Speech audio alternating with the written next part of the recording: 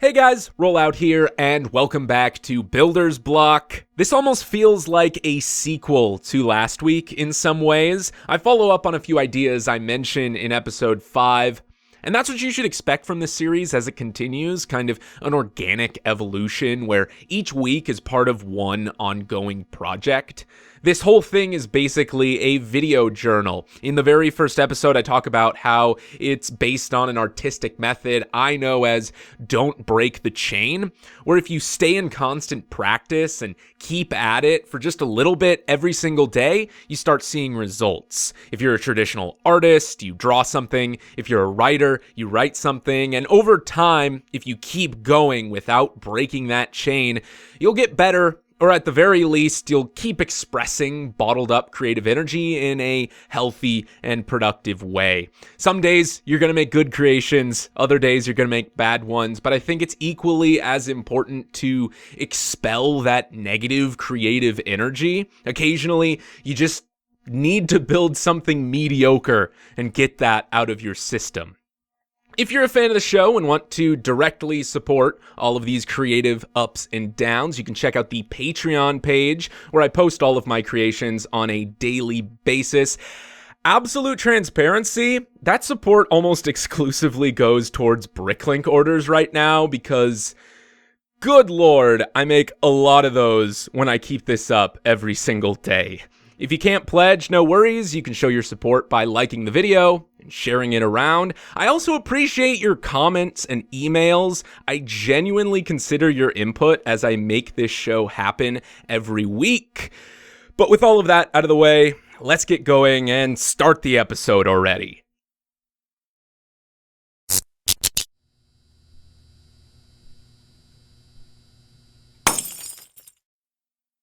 I think I've mentioned it a couple times recently, but Bricks Cascade is coming up soon, the Portland Lego convention, and I built this to have on the floor. Now, this should be familiar to you if you've ever been to a Lego convention. It is an engraved brick tower or a brick badge, and I built this transformer to blend in with it. Now, I should say right off the bat that I did not design the bulk of this transformer.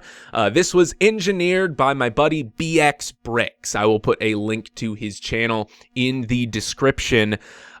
He shared the LDD file with me, and I was able to build one on my own, but he's never publicly shared this creation, to my knowledge, so you're just going to have to take my word for it. I did change a few things structurally. I also changed the color scheme and made the color separation a little bit more defined. I think the original was red. I made it black here, and everything that is essential to the facade, everything that is necessarily visible from the front here is black. And then everything that is not essential to the illusion, that is just part of the robot mode, is gray. And it creates this really cool separation from the front to the back. And I think it looks super awesome from behind here. Just very tech and greebly. Anyway, it transforms into this robot here, and I think that, again, that color separation is just a really cool effect. You can clearly see what's necessary for the alt mode and what is just part of the robot mode, and incidentally, the color blocking of this robot mode, I think, turns out really well once he is all transformed. So, a very cool design. Once again, I cannot take credit for it. Go check out BX Bricks' channel.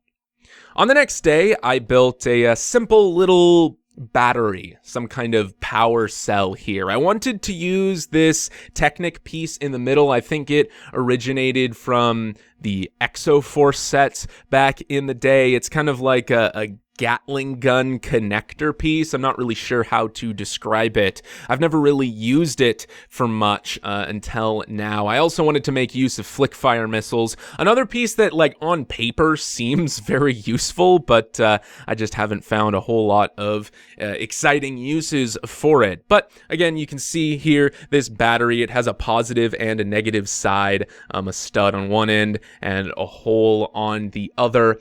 Here it is opened up. You can see I put put a lightsaber rod in the middle to kind of represent some kind of power source, or the power source of this power source. And then here it is with a minifigure carting it around, maybe a mecha hangar or a spaceship hangar. I imagine this being a large power source for something cool like that. So on the next day, the last episode of Builder's Block had just come out, and I read some comments and criticisms about the Lego Beyblades that I built. Now, I don't think I'm going to make any changes to them. How they were seen in that video is pretty much how they will appear in the showcase later on, but just as a proof of concept, just to show you guys what this would look like, I decided to modify them to be a little bit more solid and to be compatible with a launcher.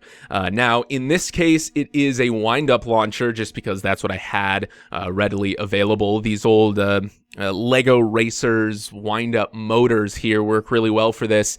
I would have built a proper like ripcord launcher, but I think the best piece to use for that is either the Chima spinner ripcords or the Ninjago spinner ripcords, and I have neither of those things. If I did, again, I would have made a ripcord launcher, but I'm just working with what I have here.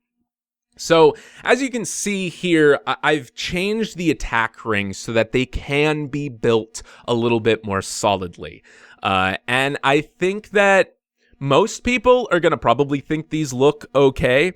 I think that most people aren't going to notice a difference, potentially, to what you saw last week. But long story short, I don't like them. I think that using more of the 1x1 elements, which does make these attack rings less solid, just makes them look a whole lot nicer. I prefer the rounded edges and the finer detail, and these are fine. Again, I think a lot of people will be okay with this, so like if you want to take this Beyblade design and make it more solid, make it more functional, this is an option. Of course, another thing that is present here is the anti-stud round piece in the center as the bit chip, so that you can attach it to the launcher. This is typical for the Lego Beyblade community. This is how they make them functional, and it makes sense. It works, and it's proven, so why change it? If I could have, I actually would have turned the round elements, instead of just the 2x2 round with 4 studs, they make a 2x2 round jumper plate with just 1 stud in the middle. And the bottom end of that piece is a little bit cleaner. Unfortunately, they don't make that piece in yellow, and these are based off of the S series Beyblades. So Dragoon Storm, Dronzer Spiral, Drigger Slash, and Drasil Shield, and they have a yellow background on their Bit Beast chip. So that's why those are yellow, and like I said, they don't make the piece I wanted to use for that in yellow, so I had to work with what I have. And I mentioned this last week, but I just think it looks ugly. I really don't like anti-studs, but again, it works, and I'm just proving the concept here by showing you this. I don't plan on keeping them this way, so keep that in mind. Here are the attack rings separately. Like I said, I was able to build them so that the attack rings can be one solid piece, which means when you get these things spinning fast enough, they don't explode. They don't fly apart like the old ones would have if they spun this quickly. And they look fine, but I don't think they look as good as before, and I tend to prefer visual appeal rather than functional appeal. Here it is attached to the launcher. Here is Dragoon attached to the launcher. You can reconfigure this wind-up launcher to be left spin or right spin. You basically just wind up the gear until the motor won't wind up anymore. You attach it to the Beyblade, you let it go, and centripetal force will launch the Beyblade, and it spins very, very quickly. Now, this is another issue I have with turning these into high-performance spinning tops that battle each other. When I was a kid, I loved Beyblade. I grew up with the plastic series, and I was just a kid, so I didn't really care much about the condition or quality of my toys, and Beyblades inherently rip each other apart when you play with them. The stickers all fall off, they get scratches, they get scuffed, and after a few battles, they generally look worse for wear. They look kind of terrible. And the same is true for these Lego Beyblades. If I spin them this quickly and have them fight each other, which in this state they can do, you can have them hit each other a few times and they will battle it out properly. They just kind of tear each other apart, and I'm a little bit more aware of the condition of my Lego bricks these days, and I would like to preserve that. I don't want any scuffed edges. I don't want to scratch the bricks too much, and these will definitely do that with time. So that is another reason that I am kind of hesitant to play with them this way, and why I kind of prefer the more low-key, hand-spun method that I demonstrated in the last video, or at least I discussed in the last video. So there's that. There are some functional Beyblades if you wanted to see them. Another thing that I mentioned last week is that I wanted to go forward with a new design language for my Synchro Frame series. I really love the way that Red Aster looks, and I think she's a little bit too detailed and articulate to fit alongside somebody like Garudan. Now, you might not remember Garudan. I only briefly showed him off in an earlier Builder's Block episode, but I really like the design, and I'd really like to keep him part of the series. I just think he needs to look a lot better if he's going to match up with Red Aster. So here is my Garudan redesign. Now, this is not final. I want to make that clear because I do plan on changing the color scheme and making a few elements about this guy a little bit more solid. For instance, I would like the binoculars on his head to be red, just like the rest of the details on his head. Once I get those red elements, we'll see how I like it. I might switch it up or keep it like this, depending on my preference. But right now, the plan is that I want those binoculars to be red.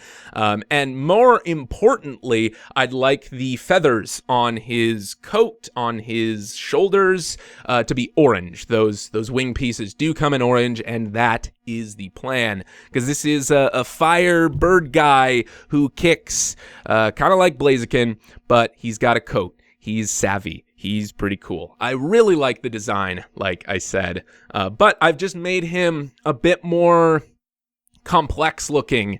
You can kind of see the original Garudan as like the G1 version, and maybe this is like the movie version.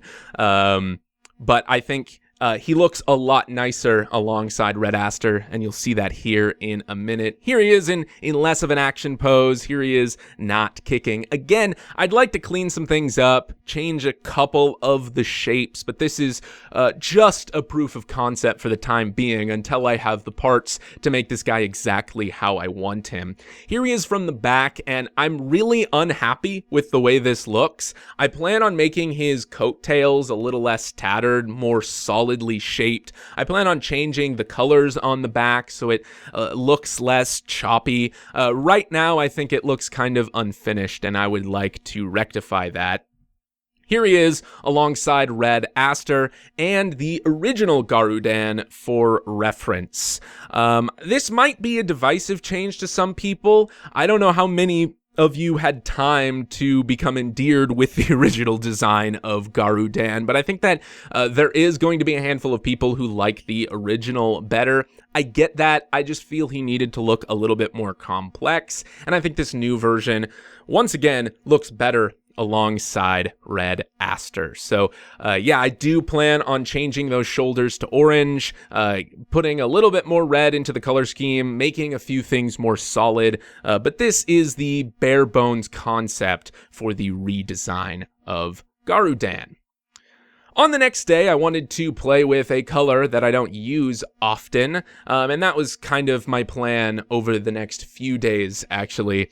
I wanted to just pull out all of my useful purple parts and come up with something, and I ended up building this scooter thing. I don't know, it's kind of like a futuristic vehicle of some kind. I think it's silly, but I like it. It kind of reminds me of like those futurist space age concepts, those like just wacky visions of the future, those painted vehicle and cityscape designs that are ridiculous. Like, this is what 2020 is going to look like. That's kind of what this reminds me of, a vehicle from one of those sketchbooks.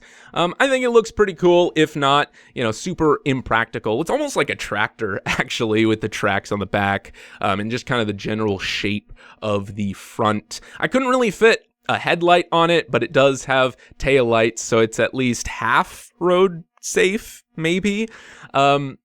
Once I had this built, I decided that it needed a character to write it, and again, inspired by like that space age boom, I built this like silly space girl pinup model, and she's got her silly ray gun and a silly helmet, and I think she's a fun character design. Here she is writing it, and like I said, this is where the silliness comes out, because like I said, she's a impractical pinup model, but then when you get her on this vehicle, she just looks ridiculous, but I absolutely love that. On the next day, I had one goal, and that was to turn the minifigure Wolverine claws into kitty whiskers. So I built this cat face. That's it. I built a cat face. I used little sausage pieces as like the lips there. I don't know, maybe it looks like a mustache. Maybe it didn't turn out as well as I wanted it to. But generally, I'm happy with the way this looks. I feel like it could almost be kind of a lapel pin or a badge. If it were more solid, you could use some kind of washable adhesive to stick it together and pin this to a piece of clothing if you want. Or I simply could have built it more solidly. But to be perfectly honest with you, I didn't really care much to. I achieved what I sought out to achieve. And that was to build a silly kitty face using some Wolverine claws. So I did that. On the next day, I sort of did the same thing that I did earlier with the purple elements, but I wanted to use lime green elements. And so I built this goofy looking alien gremlin guy. And he's kind of terrifying. But he's very simple, and he gets the job done. He uses this, like, cabinet element that I've had in my collection for a long time, and I've never known what to do with. I think building in a color that you're not used to building in is a great way to familiarize yourself with corners of your collection that you may have forgotten. Sometimes I like to just look at a bucket of pieces that I rarely use and build something exclusively with those. It's a good way to kind of just again, become familiar with the things that you don't use very often, so that if you're working on a project that you can't solve, you can't figure out an answer to, you kind of know more about your collection and can maybe find answers to those questions in obscure places and get some really nice parts usage going with your newest creation. But yeah, this guy is dumb looking. He's silly. He uses olives or grapes for hands. He uses flippers for feet. And he uses kind of a cool technique with the teeth and the mouth. Those just fit in there with friction. And it's kind of neat, even if it results in a terrifying monstrosity that might not exist for much longer because it shouldn't have existed in the first place. So there was some variety this time, some continued projects, some good ideas, some silly ones, but it's all for the greater good. I definitely feel like doing this series back in 2017 for only a couple of months left a lasting impression. It made me a better builder. So this don't break the chain thing really works in my experience, and let's keep that up. As always, I have to thank my Patreon supporters for helping me out with that. We've got the Old Guard Leader Class patrons, Cruciferous Belligerents, and Toa Ventron. But this week we have 2 new leaders, Valraven and Dan Malink. You guys are making this end segment here feel like an award acceptance speech. It really does amaze me that all of you are going the extra mile. But until next time, this has been Rollout, signing off.